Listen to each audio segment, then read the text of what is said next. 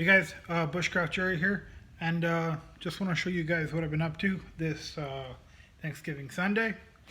Woke up this morning and I started watching Dave Canterbury video, By the Water's Edge series, and in the video he made a sling spear, which was really cool, and he was using it to shoot frogs and stuff for bait fish, and he used just piece of Slingshot band that he attached to the spear he'd made, and it worked really good for him. So that kind of inspired me to get out there with my Slingshot a little bit more. Well, one, it inspired me to make a Slingshot band because I don't have any spare ones. And then I went to grab my Slingshot, and the band that was on there broke because it's been old, and I guess it's old and broke. So I made a new one. I had this tubing lying around for a long time, and just a spare piece of leather, and just punched a hole in it and doubled the band over and tied it down really tight. It should hold for a decent while because I made that tight. And then I pushed the other end of the band. I pushed the other, I guess I should do this one. I pushed the other end of the band onto the front of the Slingshot, and usually they go down here, but that was proved to be difficult. It was too stiff and too tight to slide all the way down, so I just tied it off with this nano. Hold on, I'm holding it backwards. Nano paracord. Nano cord. Anyway, I really like that stuff for really small, when you need really small cord. Works really good. But it inspired me to get first to make a spare band. And by the way, don't make spare bands, go buy them. I had a bit of trouble doing this. But for the money, it's easier just to buy a spare set of Slingshot bands. Remember guys, 1 is none and 2 is 1. So if you have a Slingshot and you're going to use that in your kit, or use it period, if you have one band on your Slingshot, and that band breaks, you have no more bands. If you have one band on the Slingshot and a spare one in your pack, and this one breaks, you have one more band. So I could make another one for a spare, but I think I might just go buy one. I haven't decided yet because this wasn't a fun process. It was a lot of work and a lot of trouble. For the month, they're like a couple bucks. It's easier just to go buy one. But in a pinch, now I know how to do it. And actually, maybe you guys should make your own Slingshot band, just so you know how to do it and how not to do it. Knowing how not to do it will also help you do it. And then the second thing I made, which was also Dave Canterbury inspired, and I did mine a little bit different than he did, is I made an arrow from a dowel rod I had lying around. I only had the one lying around. And just have duct tape for fletching.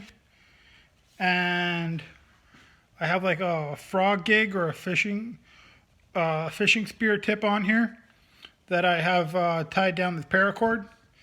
And these tips aren't as sharp or as long as I would like them. But hold on. If you can see that crack there, it's going up like this, and I didn't want that this spike to break off completely and then restart the whole process. So I left it a little short just to practice with, and I just split it quarterly with the knife, and then I just put these hold on, where's the camera? These little studs here are just the ends of matches, wooden matches, to keep them spread. And then I just took a Swiss Army knife and just slowly carved the tines sharper. And they could be sharper too. Like I said, they're small. They're not going to do much, but they don't need to. I don't want this for rabbits or anything. I want this for frogs. And this is to help me get bait for fishing, or get bait for trapping or whatever. I doubt I'll use this on anything bigger than frogs or something. And for that, it should work. And the idea is to use this as a pocket hunter. And if you look, it kind of sits on the top there fairly nicely. And I think I mean, you can get pretty damn close to frogs. You can get close enough to catch them with your hand. But let's just say if you can't quite get it with your hand, the purpose of this arrow is just get nice and close and whack. I don't want to shoot at the wall because that wall will probably wreck my arrow, and I don't want to do that. This is meant to be shot into mud, into dirt, not at hard surfaces. I don't even think this would injure a rabbit, or might injure a squirrel. But again, this is a close range arrow. This is like spearing distance. But I just thought I'd make this together with the Slingshot and see how it turns out. And one more thing I did with this arrow that it's not necessary, but it might help preserve the life of it, is I put lard or tallow. I rubbed it into the arrow shaft to seal it and to keep out moisture, and hopefully it'll help it last that much longer. Alright guys, I appreciate you guys watching, and let me know what you think. I'll probably will make more arrows of these, more arrows, because what I really learned from doing this is how not to make them. So I'll definitely keep trying again.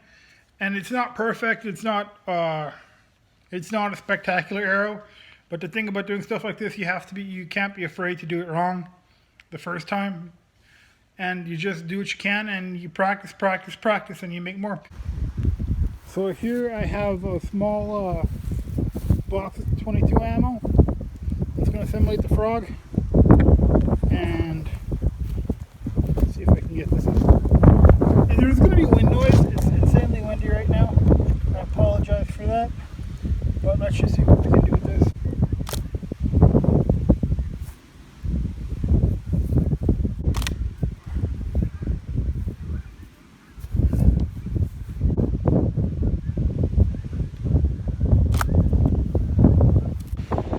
I don't know if I hit it that time. There's no damage on the box, but like I said, that wasn't a very strong arrow or very sharp or nothing like that.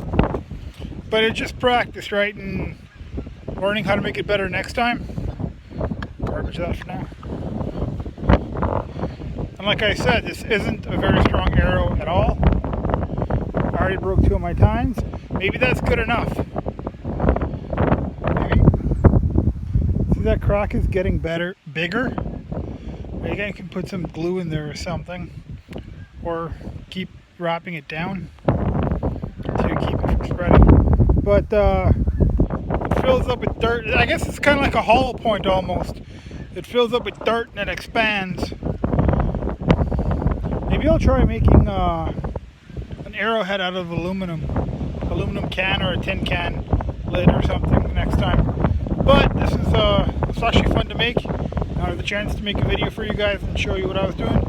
Thanks for watching, guys. I appreciate your views, and I appreciate you guys taking time to watch my videos. If you haven't subscribed yet, please subscribe if you like this kind of stuff.